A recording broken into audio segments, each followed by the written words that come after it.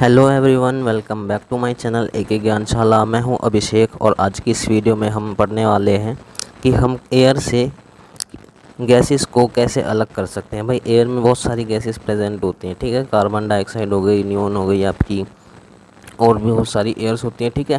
देखते हैं हम उन्हें कैसे अलग करते हैं। इससे पहले वीडियो में हम कवर कर चुके हैं बहुत सारे मेथड्स, जिसमें आपके मिजिबल लिक्विड, इमिजिबल लिक्विड को अलग किया गया है। पिछली वीडियो अगर आपने नहीं देखी है तो आप देख लीजिएगा, ठीक है। तो शुरू करते हैं हम कैसे एयर से गैसेस को अलग करते हैं, ठीक है। भाई एयर क्या है, आपका होमोजीनियस मिक्सचर है। भाई होमोजीनियस मिक्सचर क्या होता है भाई, जिसमें आपका यूनिफॉर्मली कंपोजिशन होता है, यानी कि जो आपके पार्टिकल्स होते हैं अलग अलग सब्सटेंसेस के, वो यूनिफॉर्मली डिस्ट्रीब्यूट होते हैं, ठीक है। यूनिफॉर्मली डिस्ट्रीब्यूट मतलब आपका आपका मान लीजिए ये आपका इधर सॉल्यूशन है भाई, ये इसमें आपके एयर के जो पार्टिकल्स हैं भाई, मान लीजिए ये है, ठीक है। और जो आपके दूसरे एयर के पार्टिकल्स हों, दूसरे गैस के पार्टिकल्स हैं, वो भी इसमें यूनिफॉर्मली डिस्ट्रीब्यूट होंगे, मतलब हर जगह फैले हुए होंगे, ठीक है। इसे यूनिफॉर्मली डिस्ट्रीब्यूशन होता है, मतलब एक जैसा मतलब डिस्ट्रीब्यूट होंगे हर हर जगह पर, ठीक है भाई। तो ऐसे को भाई सेपरेट किया जाता है इनके कंपोनेंट्स में फ्रैक्शनल डिस्टिलेशन से। भाई पिछली क्लास में हम फ्रैक्शनल डिस्टिलेशन पढ़ा था हमने, उन्हीं तरीक़ों से क्या होता है इनके कंपोनेंट्स को अलग किया जाता है। ये जो आपको नीचे डायग्राम दिया गया हुआ है भाई, ये इसके स्टेप्स को दिखाएगा, ठीक है। देखते हैं भाई क्या स्टेप्स है। भाई हम क्या लेते हैं, एयर लेते हैं, ठीक है। एयर लेने के बाद हम उसको क्या करेंगे भाई, कंप्रेस करेंगे, प्रेशर से उसको कंप्रेस करेंगे, ठीक है। और फिर उसे ठंडा करेंगे, उसका क्या टेम्परेचर को डिक्रीज़ करके, ठीक है। फिर क्या करोगे भाई, आपका ये लिक्विड एयर में कन्वर्ट हो जाएगा। लिक्विड एयर में कन्वर्ट होने के बाद, ठीक है भाई, उसमें क्या करेंगे भाई, उसको हम फ्रैक्शनल डिस्टिलेशन में स्लोली गर्म करेंगे, ठीक है भाई।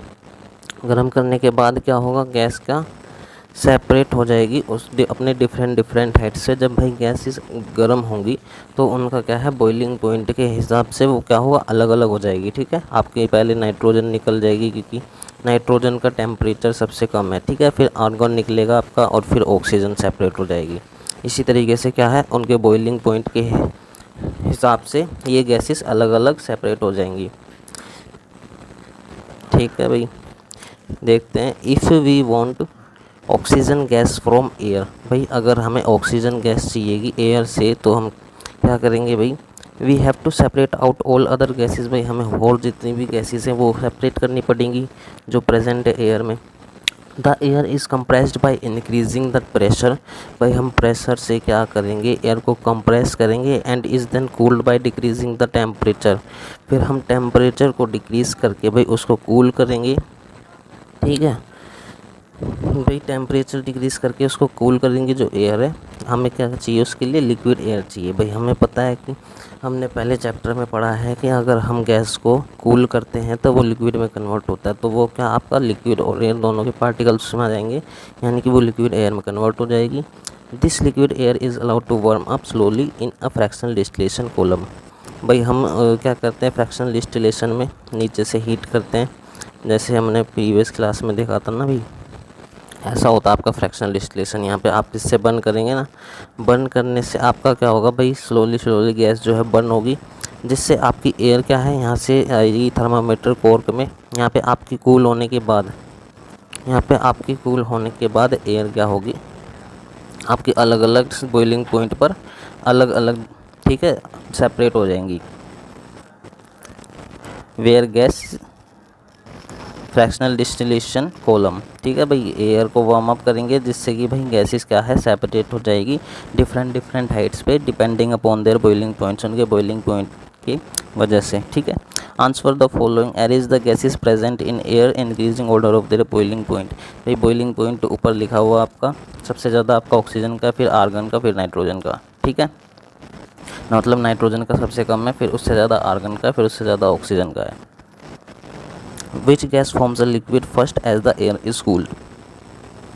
भाई जो हमारी गैस है कौन सी लिक्विड में बदल जाएगी सबसे पहले, अगर हम एयर को ठंडा करेंगे तो भाई सबसे ज़्यादा जो आपका वो है बॉइलिंग पॉइंट, वो ऑक्सीजन का है। अगर हम भाई रिवर्स प्रोसेस करते हैं तो सबसे ज़्यादा भाई सबसे जल्दी सबसे जल्दी कौन सी लिक्विफाई होगी गैस? ऑक्सीजन की होगी। ठीक है भाई, चलिए भाई ये आपका डायग्राम दिखाया गया है। यहाँ से क्या करते हैं भाई, हम एयर को अंदर आने देते हैं। ठीक है, एयर को यहाँ से कंज्यूम करते हैं, जिससे कि भाई यहाँ पे एक फ़िल्टर लगा होता है। फ़िल्टर से क्या होगा भाई, जितनी भी इम्प्योरिटीज़ है एयर में वो यहाँ से अंदर नहीं आएगी। ठीक है, फिर यहाँ से एयर आती है। एयर को क्या करते हैं भाई, हम हाई प्रेशर देते हैं उसको और उसको कंप्रेस करते हैं। ठीक है भाई, कंप्रेस होने के बाद क्या होता है, यहाँ से एयर गर्म हो जाती है, क्योंकि हम उसको कंप्रेस कर रहे हैं। उनके पार्टिकल्स ज़्यादा, उनके पास ज़्यादा एनर्जी है। ठीक है, हमें पता है भाई एयर के पार्टिकल्स के पास एनर्जी बहुत ज़्यादा होती है। जब हम उन्हें कंप्रेस करेंगे, वो दूर जाने की कोशिश करेंगे, तो क्या होता है वो एयर जो है गर्म हो जाएगी। ठीक है, ये गर्म एयर है फिर यहाँ से जाती है। यहाँ से जाने के बाद ये यहाँ पे आएगी। ठीक है, इस कॉलम में क्या है, यहाँ से इस पाइप से ठंडा ठंडा पानी जा रहा है, बहुत ज़्यादा कोल्ड वाटर जाएगा। ठीक है, उसके बाद क्या होगा भाई, जब ये कोल्ड वाटर यहाँ से जा रहा है तो ये पाइप ठंडा होगा। जब ये ठंडे पाइप से एयर जो इससे टकराएगी तो क्या होगा भाई, ये एयर भी ठंडी होने लगेगी। तो भाई एयर यहाँ से ठंडी होएगी तो यहाँ से इस पाइप से एग्ज़िट करेगी भाई ठंडी होकर। ठीक है, यहाँ से जब ठंडी होएगी वो इस कॉलम में आएगी। यहाँ पे क्या होगा भाई, उसका जो कंप्रेस गैस थी उसको बड़ा एरिया मिल गया, तो ये एक्सपेंशन, यहाँ पे उसका एयर का एक्सपेंशन हो जाएगा, मतलब बहुत ज़्यादा फैल जाएगी अब। ठीक है, क्योंकि यहाँ पर बड़ा एरिया होता है सेपरेटर में। तो भाई पता है, अब हमें जब हमने कंप्रेस किया था उसके जो पार्टिकल्स थे पास पास आए थे, ठीक है, तो वो गर्म हो गई थी। अगर उससे हम सेपरेट करेंगे भाई, मतलब तो वो और ठंडी हो जाएगी, उसके पार्टिकल्स दूर दूर जाएंगे और जो पार्टिकल्स हैं उसके भाई वो उस गैस को और ठंडा कर देंगे। यहाँ से ठंडी गैस आई थी भाई, फिर यहाँ पे आने के बाद एक्सपेंशन होने के बाद वो और ठंडी हो जाएगी सेपरेटर में, जिससे ठंडी होने के बाद भाई आपका कार्बन डाइऑक्साइड का ये क्या होगा भाई, गैस पता है जब हमें ठंडी होती है सॉलिडिफाइड हो जाती है, सॉलिड में कन्वर्ट हो जाती है। ठीक है, सॉलिड में कन्वर्ट होने के बाद वो कार्बन डाइऑक्साइड भाई, कार्बन डाइऑक्साइड जो है आपकी ड्राई आइस के रूप में बाहर निकल जाती है यहाँ से। ठीक है भाई, फिर आपका ये जो आगे एयर जाती है बची हुई, ठीक है, यहाँ पे लिक्विड एयर, यहाँ पे एक्सपेंशन जेट, यहाँ पे भी एक्सपेंड होती है गैस और आपकी यहाँ से लिक्विड एयर जाती है। ठीक है, यहाँ से फिर आपका यहाँ पे आएगी जब लिक्विड में भाई कन्वर्ट होंगे ये दोबारा से एक्सपेंशन होने के बाद भाई, यहाँ पे क्या होगा आपका नाइट्रोजन का और आर्गन क्या होगा, इनका बॉइलिंग पॉइंट क्या है भाई, ऑक्सीजन से कम है, जिससे क्या होगा भाई ये इस टैंक में क्या है, नाइट्रोजन और आर्गन क्या है, गैस में कन्वर्ट हो जाएंगी जल्दी। और आपका जब मीट करेगा आपका, हमें पता है भाई नाइट्रोजन और आर्गन का बॉइलिंग पॉइंट 186 और 196 है माइनस में। ठीक है, तो क्या होगा भाई, इनका जब बॉइलिंग पॉइंट पहले मीट करेगा, जब इसको हम भाई हीट करेंगे, ठीक है, फ्रैक्शनल डिस्टिलेशन में जब हम इसे गर्म करेंगे तो एयर में कन्वर्ट होकर, मतलब गैसेस में कन्वर्ट होकर यहाँ से आउट हो जाएगी और हमारा क्या है भाई, ऑक्सीजन ऐसे ही रह जाएगा, क्योंकि हमने पता है कि -180 ऑक्सीजन का रहता है बॉइलिंग पॉइंट, जिससे वो लिक्विफाई रहेगी और आपका ये इससे ऑक्सीजन को सेपरेट किया जा सकता है भाई। ठीक है, हमारी ऑक्सीजन क्या है भाई, इसमें आपका स्टोर हो जाएगा। ठीक है, इसी तरीके से यहाँ से जो भी हमारी यहाँ से एयर निकली थी, नाइट्रोजन और आर्गन, इसको भी सेपरेट कर सकते हैं, यहाँ से कार्बन डाइऑक्साइड को सेपरेट कर सकते हैं भाई। तो अलग अलग सेपरेशन हम कर सकते हैं गैसेस का इस प्रोसेस से। देखते हैं भाई, how can we obtain copper sulphate from an impure sample. हम कॉपर सल्फेट कैसे ले सकते हैं भाई इम्प्योर सैंपल से। Take some approximately 5 gram impure sample of copper sulphate in china dish. भाई हमें चाइना डिश में क्या है, 5 ग्राम लगभग कॉपर सल्फेट लेना है। ठीक है, अब क्या करना है भाई, उसको मिनिमम अमाउंट में वाटर लेना है और उसको उसमें घोल देना है। भाई हमने वाटर लिया, मान लीजिए चाइना डिश में ही बोला हुआ है इन्होंने। ठीक है, उसमें क्या करेंगे, हम 5 ग्राम का कॉपर सल्फेट डाल देंगे और इसमें आपको मिला देना उसको। ठीक है, डिज़ोल्व कर देना है। उससे क्या करना है भाई, फिर आपको फिर फ़िल्टर कर देना है इम्प्योरिटीज़ को फ़िल्टर से। जो भी इसमें फिर आपका जो भी सोल्यूबल नहीं होगा इसमें वाटर में, ठीक है, इनसोल्यूबल होगा, वो आपकी इम्प्योरिटीज़ क्या है, फ़िल्टर से अलग हो जाएगी। फिर आप एवापोरेट करोगे वाटर को from the copper sulphate solution so as to get saturated solution. जब भाई आप एवापोरेट करोगे, मतलब कि आपको इसको बीकर से यहाँ से हीट देनी है, फिर क्या होगा, आपका जो वाटर है वो भाई आपका क्या होगा भाई, एवापोरेशन चालू होगा, जिससे कि क्या है, ये सैचुरेटेड भाई, ये जो सॉल्यूशन है ये सैचुरेशन में आना शुरू हो जाएगा। ठीक है, सैचुरेशन का मतलब उसमें सोल्यूबिलिटी क्या है भाई आपकी, इतनी हो जाती है कि उसके बाद आप उसमें और कुछ सोल्यूबल नहीं कर सकते, मतलब उसमें उसकी सोल्यूबिलिटी इतनी ही है, मतलब इससे ज़्यादा सोल्यूबल उसमें पानी में नहीं हो पाएगा। ठीक है, आपको जब उसका एवापोरेशन करोगे, cover the solution with filter paper and leave it under undisturbed at room temperature to cool slowly for a day. अब भाई हमको क्या करना है भाई, इसको एक दिन के लिए रख देना है फिल्टर पेपर से ढककर, इसको हमें छेड़ना नहीं है रूम टेम्परेचर पे, और एक दिन के लिए कूल होने देना है।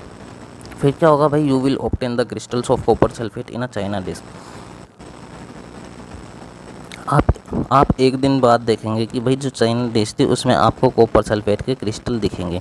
इस प्रोसेस को क्या बोलते हैं भाई, क्रिस्टलाइजेशन बोलते हैं, क्योंकि हमें कॉपर सल्फेट के भाई क्रिस्टल्स मिलते हैं। जैसे आपने क्रिस्टल देखे हैं ना नमक के और चीनी के, इसी तरीके से हमें कॉपर सल्फेट के क्या बोलते हैं, क्रिस्टल मिल जाते हैं उसमें। ठीक है भाई, इस प्रोसेस को हम क्रिस्टलाइजेशन कहते हैं। The crystallisation method is used to purify solids. भाई क्रिस्टलाइजेशन का जो प्रोसेस है हम सॉलिड्स को प्योर करने के लिए यूज़ करते हैं। ठीक है, आपका जो सॉलिड है इसमें भाई प्योर हो जाता है एकदम, क्योंकि उसकी इम्प्योरिटीज़ निकल जाती है इसमें सारी। ठीक है, for example let the salt we get from sea water can have many impurities.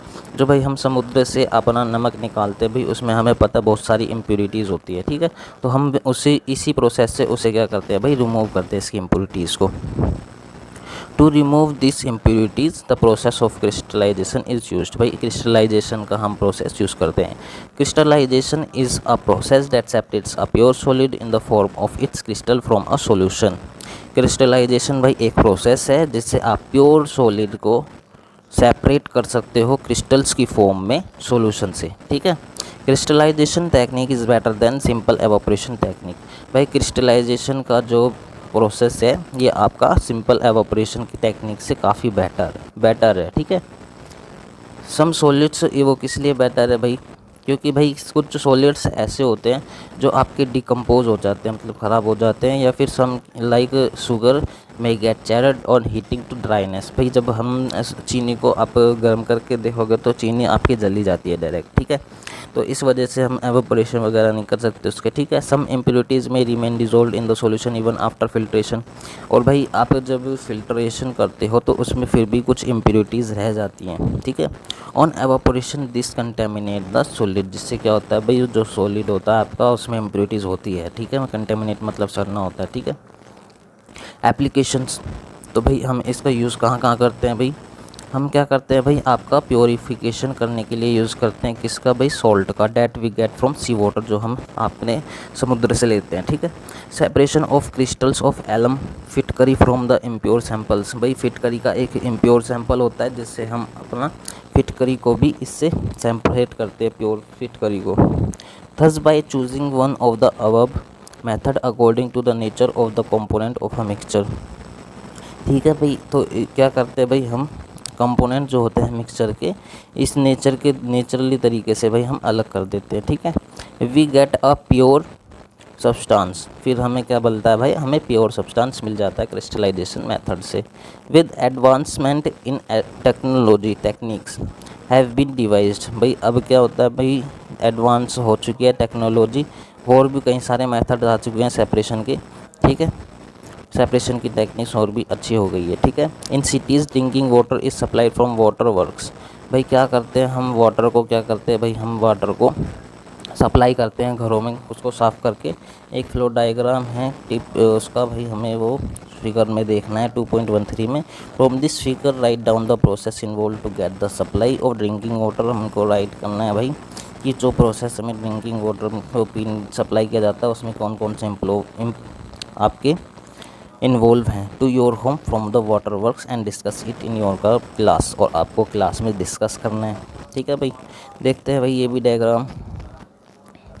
भाई ये आपका क्या है, रिजर्वोयर होता है, इसमें आपका पानी डाल जाता है, जो भी आपका पानी होता है। ठीक है, इससे क्या होगा भाई, फिर आपका इसके बाद पानी क्या है, इस टैंक से यहाँ पे जाने वाला है सेडिमेंटेशन टैंक में।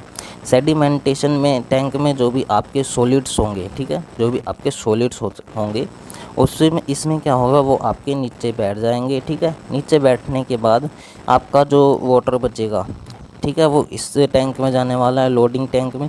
इसमें क्या होगा भाई, जो इम्प्योरिटीज़ हैं पानी के अंदर, जितनी भी इम्प्योरिटीज़ हैं वो इसमें अलग हो जाएंगी। इसके बाद भाई आपका इस टैंक से इस पे आपके पास जाने वाली है भाई फ़िल्ट्रेशन टैंक में। फ़िल्ट्रेशन टैंक में भाई जितनी भी इम्प्योरिटीज़ के बचने के बाद जो आपका छोटी छोटी कंकड़ बची थी, आपका जो सैंड बचा था, ठीक है, वो सारी क्या होंगे, ग्रेवल्स, यानी कि आपके जो कंकर्स होती हैं ग्रेवल छोटी छोटी, ठीक है, ये आपकी अलग हो जाएंगी फ़िल्ट्रेशन टैंक में। और फिर आपके पास क्या है भाई, सप्लाई कर दिया जाएगा पानी। उसकी क्या करने के बाद भाई, क्लोरीनेशन करने के बाद हम इसमें क्लोरीन मिलाएंगे, जिससे कि आपका जो भी पानी में बैक्टीरिया होगा वो किल हो जाएगा, ठीक है। और आपके घरों में पानी भेज दिया जाता है साफ़ साफ़, ठीक है भाई। ये आपका प्रोसेस होता है चेंज से भाई, ठीक है। तो ये भाई हो गया आपके जितने भी मेथड से सेपरेशन के, ये हमने कवर कर लिए हैं, ठीक है। इसकी कुछ फिज़िकल और केमिकल चेंजेस को हम अगली क्लास में पढ़ेंगे, और आपके कुछ एलिमेंट्स और कंपाउंड्स रह गए हैं, उसको क्लियर करके भाई अपना चैप्टर ये ख़त्म हो जाएगा भाई, ठीक है। उसके बाद हम एक नया चैप्टर शुरू करेंगे, ठीक है भाई। अगर आपको वीडियो अच्छी लगी हो तो वीडियो को लाइक कीजिए, अपने दोस्तों के साथ शेयर कीजिए, ताकि वो भी इन वीडियोस का फ़ायदा उठा सकें, ठीक है। मिलते हैं अगली वीडियो में, थैंक यू।